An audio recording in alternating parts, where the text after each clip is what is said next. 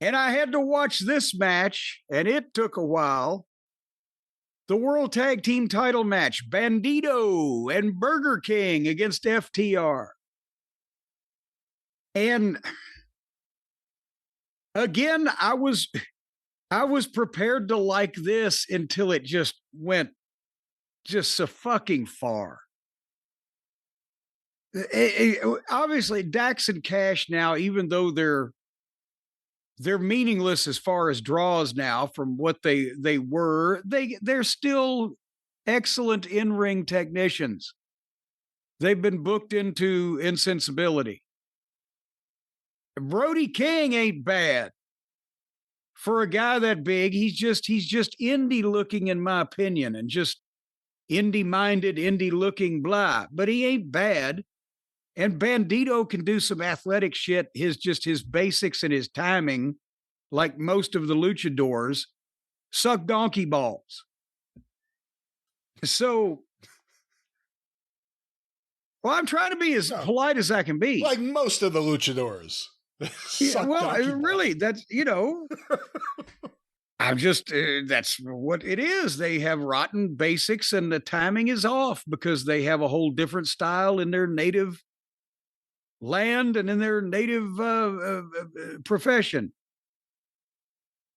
But they got heat on Brodido, and then Brodido tried a double flapjack. They ran for him, but he didn't go up and back. He went up and tried to get under him and just boom. And it looked like that he hurt Dax when Dax landed on his elbow. They got a false tag to Brody King, so the referee's putting him out. FTR gets some more heat. Finally, Brodido hot tags Brody King. And he makes a big comeback and cannonballs them both in the corner. And he looks stiff with his big ass flying around. But then FTR's deal is they've got to put in so many twists and turns and so many fucking false finishes and so many. You thought it was it, didn't you? That it won't stop. When Brody King finally got that tag and he's cooking, and then Dax superplexed Brody and Cash did the leap off the top with the splash, but Brody King catches him by the neck. So it killed the superplex. He's not the Undertaker. Then the baby faces double team Dax. The heels roll out. Everything comes to a halt. I'm thinking, why didn't they go home after Brody King's comeback? They've still got 15 minutes, I guess. And they did a spot where Brody King was going to dive on Dax, and Stokely was supposed to shove Dax out of the way, and Brody King would hit Stokely, but Stokely went too far, and Brody King went straight behind him, and landed head first, and Stokely fell down too. Ooh. And laid there. Stokely laid there 15 minutes. He never touched him. And Brody King had broke his fucking neck. But why would you think Stokely was going to break Brody King's fall to begin with? If I'd have been Stokely, you were going to what? Fuck you. Come to think of it, that's probably why he pushed him too far. What the fuck? Did you think, Brody, when you saw it, and they never showed a replay of that live, like you had to go back and do it yourself, did you think Brody King got hurt? Well, he should have, but I mean, it's 50-50 with a lot of this stuff. I wasn't like, I'm convinced he's not getting back in, but at the same time, I was like, well, that didn't come together well. But again, what numbnuts would think that Stokely was going to be in any way able to be helpful in breaking his fall? And like I said, if I was Stokely, I would have been there to begin with. Fucking 300-pound fat ass coming at me like a flying fucking bus. So then Dax and Brodido did a bunch of shit. And then FTR hit a power bomb and a splash on Brodido and got a 2 count. Okay, that's fine. But seconds later, Brodido, the guy that got power bombed and splashed, is pressing Cash over his head with one arm and throwing him onto Dax. And he goes the top rope and dives on both of them. So he's perfectly fine after that powerbomb splash. Then Bandito kicked the shit out of both of the heels. And then FTR hit their shatter machine on him and got a 2 count. Brody King saved. I'm like, Jesus. And then Cash gets the title belt. And he and Brody are having a tug of war with the belt while behind their back, Bandito rolls Dax up and gets a 2 count. When Dax kicks out, Bandito's coming toward him. Cash jerked the belt from Brody King and hit Bandito over the head with it behind the referee's back. It was perfect. Perfect timing, perfect shot, looked great. Cover, 1, 2, kick out. What the fuck? Why couldn't that be the goddamn finish? They're still going. Then they gave Dax the shatter machine and got a 2 count. And by this point, I've lost interest.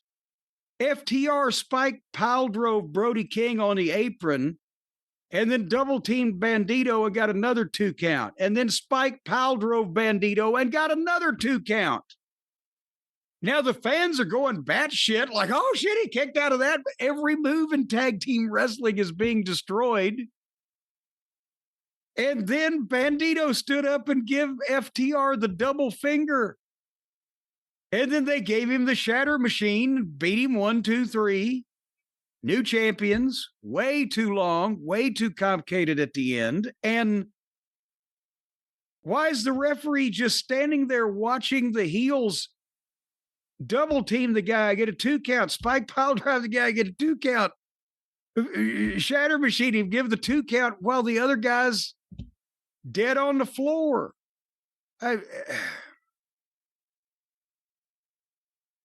That's my thoughts. Hey, 20-minute match. Maybe it should have been like 12, if we're going to be fair. Again, the fans got into it, but that's the reason you do nonstop near falls. It's the cheap pop era of wrestling. Hey, we know we'll be able to get them to react to this, so let's just do it. And you could argue what damage is done to everything from Pac throwing, press slamming Darby to the floor, to kicking out of everything. Again, Bandito's also a luchador, isn't he? Like, if there's any place the tombstone pile driver or a spike pile driver or any of these things would mean something, yeah, it would be there. And it was, again, just another 2 count. And when it's a match that has nonstop 2 counts on a card filled with nonstop 2 counts, again, you get the fan reaction eventually because even they can't believe that it's still going on. Well, it's like the old 40 punches in the corner. And they get with the first 10, and then you get past 15 toward 18, and then they're like, what the fuck? And then when you go 28 to 30, then they start chuckling and they get with it again, and then they're roaring by 40. But you only do that once a fucking year. Well, FTR, new tag team champion, Stokely Hathaway, was on the floor for the entirety of the remainder of the match. I thought Brody King broke his neck. When they didn't show the replay, I was like, oh, he broke his neck. But no, he got back out there. And they didn't show the replay because Stokely had to lay there for the next 15 minutes and he never got touched. Well, maybe one day Stokely will get touched. Apparently this is a problem with Stokely. But FTR, new tag team champions, 3-time AEW tag team champions. Jim, that is something to celebrate. Regardless of what you think, it's a major world tag team championship. Perhaps if Dax and Cash, or anyone who loves them, had a great picture frame where they can have photos of various title wins and title celebrations all throughout the years, even some short videos of the pinfalls and the big celebrations. We know someone who can help them, our good friends, and they can help all the listeners, our good friends at Aura Frames. That's right, because Aura Frames can do everything that you just said. They can show pictures, they can show video clips, they can slideshow you. You can see, folks, let's say you're an old grandfather and you've got 18 grandchildren and you got some spread out around the country that you haven't even officially acknowledged, but you might be able to slip a picture of them in there somewhere. But boom, Your whole life could flash before your eyes every night. Well, maybe if you're an older person, you might not want to look at it that way. But you could definitely see all the people in your life that you don't want to forget what they look like by next Tuesday when you see little Billy again. Aura Frames is the perfect gift. And now it's the holidays, Brian. You've heard about this, right? The holidays are coming up. Yes. People give presents to each other. That's right. Well, now you know what to give because you can give thousands of presents with one gift. Because you get an Aura Frame, and we talked about them. Stacy's got them. Her nephew, her mother, they're tossing the family pictures back and forth. Or if you're just loved ones without being related, maybe a fiance or a financier, whatever your relation, you get them this frame and then boom, people can get their little code there and ship them the pictures into the frame from their phones. They can email them. They can share them all over the place, put soundtracks on them, maybe make fart noises behind grandma at the dinner table for holiday, especially if she's eating the beans. Dub some fart noises over grandma, send that video. It'll get over like crazy. We're not talking about America's Funniest Home Videos. We're talking about Aura Frames. I got to say, well, no, can you imagine if you come in your grandmother's living room and you sit down and there's all the fucking pictures going by that you've sent her, and then there's a picture of her at the table eating beans going, it would have, I'm telling you right now. Why would you want to picture that? Well, because it'll be funny. Folks, the Aura Frames have been featured in 495 gift guides during 2024 alone, and boy, 2025 is shaping up. The #1 digital picture frame by a lot of magazines, including Wirecutter and Wired. I don't know why people in the telephone business and the cocaine addicts are having their own magazines, but also it's recommended by Good Morning America, The Today Show, Forbes, The Wall Street Journal, and many, many people that want to just give you pictures of themselves and some in revealing positions, possibly, and have you watch them on your credenza. Takes about 2 minutes to set up. You've got control over who has access to your frame, although for a substantial fee, some of that information may be made available. It just depends. I'm trying to get the handle on this thing, Brian, because I'm going to get a bunch of people's codes and I'm going to start sending them all pictures of Phyllis Diller all at the same time. Again, maybe not the best example or a sales point that anyone would want or use. Well, but I'm having trouble because the Aura app lets you share photos more securely than with the email. See, I can't hack this thing yet. I'm trying, though. I've got pictures of my sphincter also. And you can upload videos of up to 30 seconds long, and your favorite live iPhone photos will play right on the frame. They've got a speaker that plays audio. Excellent high resolution. Turns itself off at night. That's pretty cool. When the lights go out, so does the frame. Yes, it's like you don't even have to put a blanket over it like the parakeet's cage. And folks, once again, we can save you some money on this type of thing. Yeah. All you have to do is go to Aura, A-U-R-A, auraframes.com, and you're going to get $45 off the best-selling Carver matte frames by using the promo code JCE when you check out Aura Frames, A-U-R-A, auraframes.com, the promo code JCE. It's Black Friday, Cyber Monday. It's the best sale you're going to get. Tell them you heard about it here.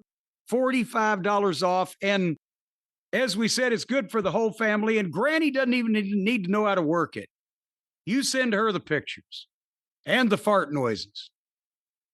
Once again, Aura Frames, no noises necessary, but we love them here in this house. I've actually purchased several more to give out as gifts for the holidays. Check them out today. Fast delivery. An exclusive $45 off the Carver mat. Stacy was over at her mom's the other day, and guess what she saw? A picture of her great aunt shaking hands with Bob Hope. Farting? No. Bob Hope? Bob didn't fart. He was hard of hearing, though. Shaking hands with Bob Hope during a World War II USO type of appearance. I got to tell you, Jim, promo code JCE